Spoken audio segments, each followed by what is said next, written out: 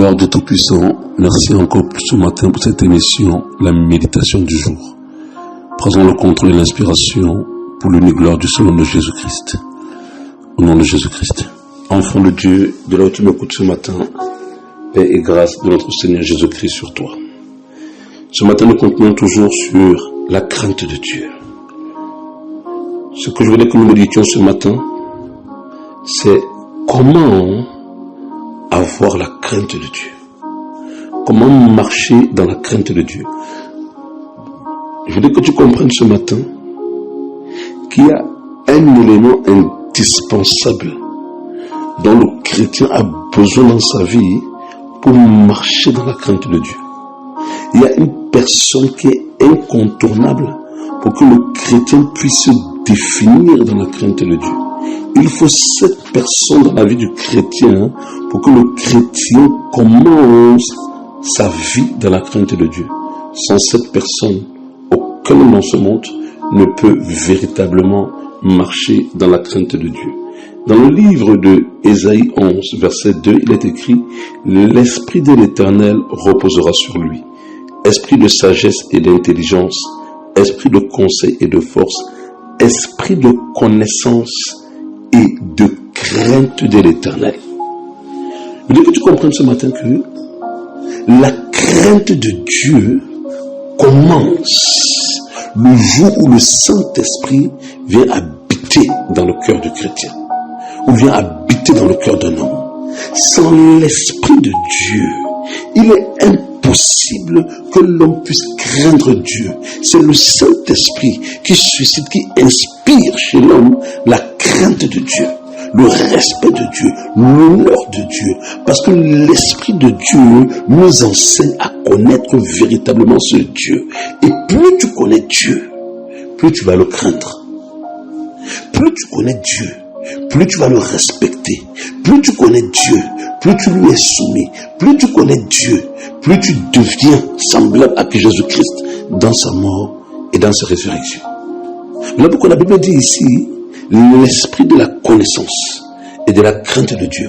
Parce que là où la connaissance de Dieu remplit la vie d'un homme, cet homme va forcément révéler, va forcément démontrer cette connaissance de Dieu par la crainte, par la révérence qu'il va témoigner à l'égard de la personne de Dieu. Quand on perd la crainte de Dieu, c'est la déchéance totale, c'est la chute, c'est la mort, c'est la privation de la vie. La première créature qui s'est rébellée contre la crainte de Dieu, la première créature qui s'est insurgée contre la crainte de Dieu, la première créature qui s'est révoltée contre la crainte de Dieu, c'est le diable. Et lorsqu'il est venu séduire l'homme en Éden, il est aussi venu, n'est-ce pas, il est venu s'aimer ce venin de la mort dans le cœur de l'homme, pour amener l'homme à se détourner de la crainte de Dieu. Et nous voyons que quand le diable a se révolté contre Dieu, quand il a perdu la crainte de Dieu, regardez ce qu'elle a été sa fin. Il a été chassé loin de la présence de Dieu. Il est écrit dans l'Apocalypse, sa place ne fut plus trouvée dans le ciel. Pourquoi? Parce qu'il ne marchait plus dans la crainte de Dieu. Ayant perdu la crainte de Dieu, il est devenu un ange unique. Ayant perdu la crainte de Dieu, il est devenu un ange déchu. Ayant perdu la crainte de Dieu, il a été revêtu de l'esprit même de méchanceté. Il est devenu la méchanceté. Quand un homme n'a pas la crainte de Dieu, comme Adam et Ève qui ont perdu la crainte de Dieu, quand ils ont désobéi au commandement de Dieu, ton cœur revêt la méchanceté. Comprenez? Tout homme qui n'a pas la crainte de Dieu est méchant. Tout homme qui n'a pas la crainte de Dieu n'a pas le fruit de la bonté. Comprenez?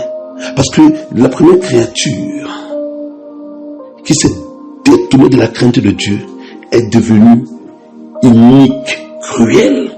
Voilà les conséquences. Voilà les désastres quand on marche loin de la crainte de Dieu. C'est d'abord le diable qui s'est révolté contre la crainte de Dieu. Regardez ce qu'il est devenu.